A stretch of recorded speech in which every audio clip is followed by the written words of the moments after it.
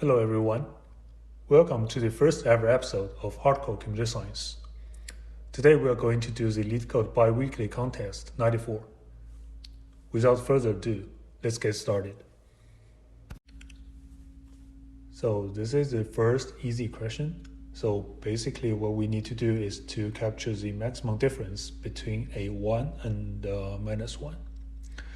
So again, first we create a variable which will be returned later. And then we create two pointers, start and end. Initially, they are both initialized to none. And then simply we can just loop through this array.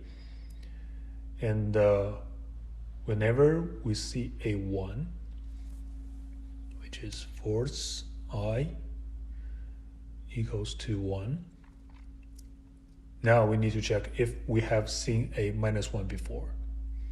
If so, we need to record their difference.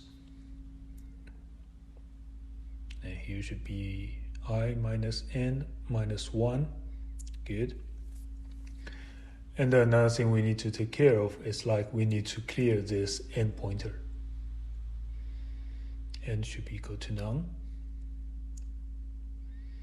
And then since we see a 1, we need to update the start pointer. And we pretty much do the same thing for the minus 1 case. Whenever we see a minus 1, we need to first check if start not equal to none. And then we record the maximum difference. Also clear the start pointer.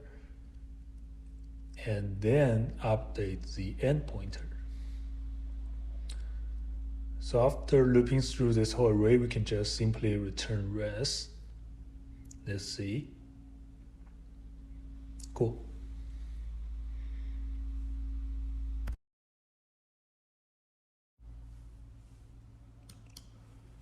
Let's get to the second medium question. So reward top K students. Okay, so basically we need to divide each report into the awards and then check the score. Whenever we see a word in the positive feedback, we need to add the score by 3, and everything in the negative feedback will decrease the score by 1. So the first thing is we need to create two lookup tables. So since initially they are array, we want to make them sets so that we can get those big O1 lookup speed. So after making these two sets, we create data which will be later record all the scores and their student IDs. And then we just loop through this report. So first thing, we need to break up these comments into different words. And then we have a local score for each student. For every word in these words, we simply check if they're in the positive feedback set or in the negative feedback set. And then we plus 3 or minus 1 based on where they are, which is score minus 1, good. And then we just append the score and a student ID into this data. The reason why I'm using minus score here is we want to get the maximum score, but since the default sort is sorting from small to big, so I simply add a minus sign here. And then we can just take out the first K students. Okay, accepted, good. All right, we get to our second medium question. So minimize the maximum of two arrays. So basically there are several numbers that cannot appear in the first array, and there are also several of them that cannot appear in the second array. And then they need to meet certain requirement, which is the size of two different arrays. And we need to find the maximum range where these numbers come from.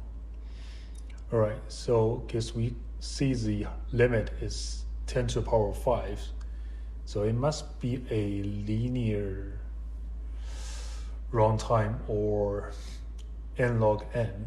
So here what we do is like we use binary search. But before we go to the actual algorithm, we need to first have a helper function which calculates the GCD of two numbers. So this one is just the like basic idea how you do a GCD calculation, and then we just return x here. And then we start the binary search, which means we want to find the smallest range that can satisfy all the constraints. So first we get the middle point between start and end. So there's no chance here just calculate how many numbers that cannot appear in both arrays. So in here is where the GCD comes into play. Because we want to calculate the LCM, a good way of calculate LCM is just to use the multiplication of these two numbers divided by the GCD.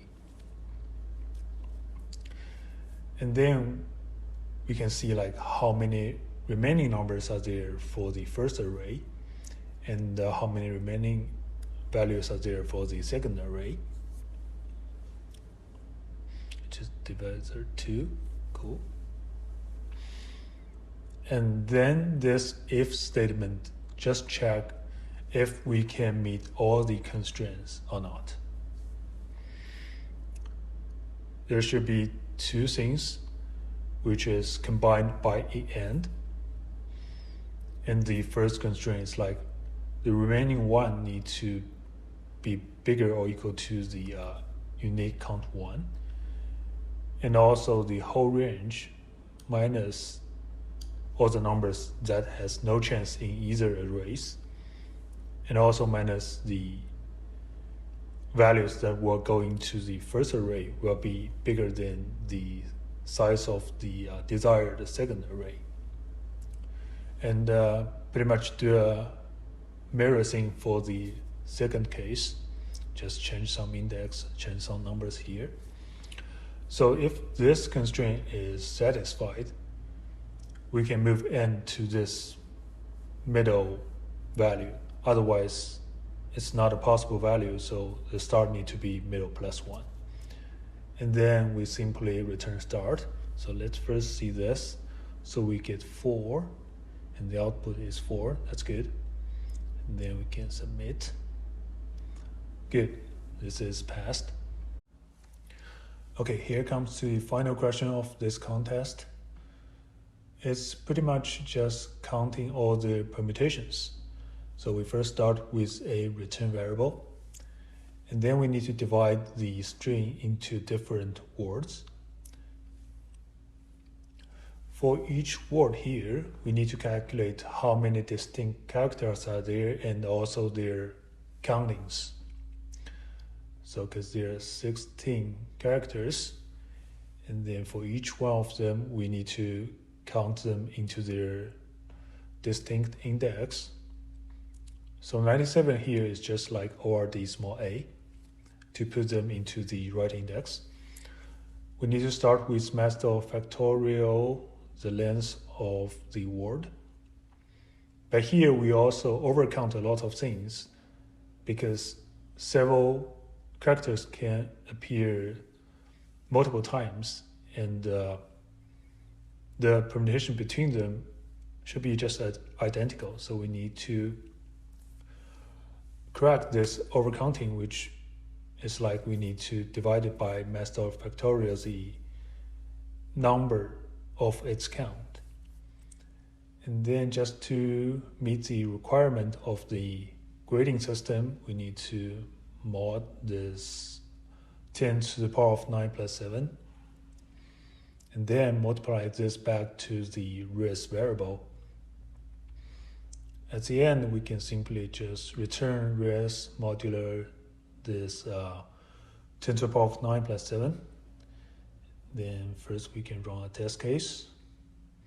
18 here, it should be 18. Okay, that's good. Submit. Okay, it's accepted. That's the end of this video. Thank you for watching. Please click a thumbs up if you think this video is helpful. Also leave comments about how you like it. I will see you in the next one.